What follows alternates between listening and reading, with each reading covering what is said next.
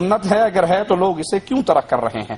رسول اللہ صلی اللہ علیہ وسلم کا فرمان ہے جس کے کندھے ننگے ہوں اس کی نماز، بس بیٹا بیٹھ جاؤ بیٹھ جاؤ، جس کے کندھے ننگے ہوں ان کی نماز، حدیث سن لی آپ نے، جس کے کندھے ننگے ہوں اس کی نماز۔ کوئی ایک روایت صحیح ہمارے علم میں نہیں جس میں یہ ہو اللہ کے نبی نے فرمایا ہو جس کا سر ننگا ہو اس کی نماز نہیں۔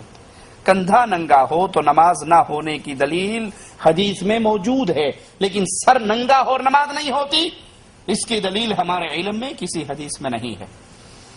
ہاں، اللہ کے قرآن کا حکم ہے کہ جب تم مسجدوں میں آؤ خذوا زینتکم عند کل مسجد، تو مسجد میں آتے ہوئے زینت اختیار کرو، اچھا رومال، اچھا کپڑا، اچھی ٹوپی آپ کے پاس ہے، اس کو آپ سر پہ لیں تو کوئی حرج نہیں، ٹھیک ہے۔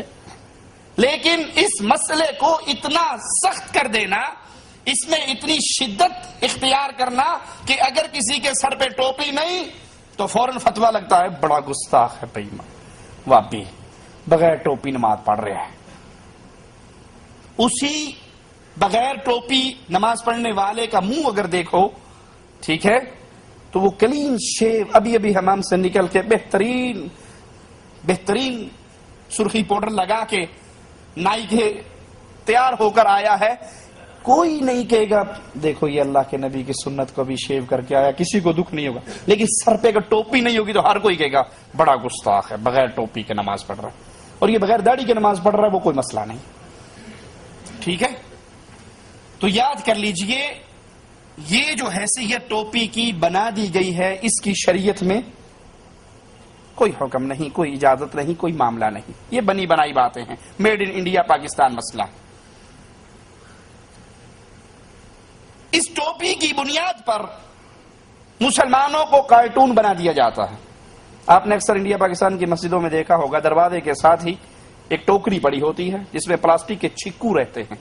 یہ چھکو ہماری پنجابی کا لفظ ہے، چھکو کہتے ہیں جو اونٹ کے منہ پہ چڑھایا جاتا ہے کسی کو کاٹ نہ لے، کھجور کے تنکوں کا بنا وہ اس کا منہ بند کرنے کے لیے چڑھا دیتے ہیں نا۔ اب وہ اس طرح کے گول گول چھکو کہیں، اب چائنا کا چونکہ ترقی کا دور چل رہا ہے، چائنا نے پلاسٹک کی بنا کے مسلمانوں کو بھیج دی ہیں، تو کھجور والی ختم ہو رہی ہیں، پلاسٹک والی اس کی جگہ لے رہی۔ جو مسجد کے اندر بغیر ٹوپی کے اندر آتا ہے، ایک آدمی اٹھتا ٹوپی وہ پلاسٹک کی اٹھا کر چھکو اس کے سر پہ چڑھا دیتا اور کہتے ہیں یہ جو اس کے بغیر نماز پڑھے گا وہ گستاخ۔ اچھا بھائی، یہ جو کارٹون بنایا ہے آپ نے اس بیچارے کو، وہ کھجور کے تنکوں کا ہو یا پلاسٹک کا ہو، یہ صبح آفس جاتے ہوئے آپ یہ ٹوپی پہنو گے، بازار جاتے ہوئے یہ ٹوپی پہنو گے، شادی پہ جاتے ہوئے ٹوپی پہنو گے، کہیں اور جاتے ہوئے یہ کام کرو گے؟ نہیں کرو گے۔ تو کیا کارٹون صرف نماز کی حالت میں ہی اس کو بنانا آپ نے؟ یہی وقت اس کے لیے رہ گیا؟ وہ کہتے نہیں جی آپ نہیں سمجھتے، ننگا سر ہو جانا بہت بڑی گستاخی ہے۔ اگر سر ننگا کرنا گستاخی ہے تو جب مسلمان عمرے اور حج کے لیے آتے ہیں سب کے سر ننگے ہوتے ہیں یا نہیں؟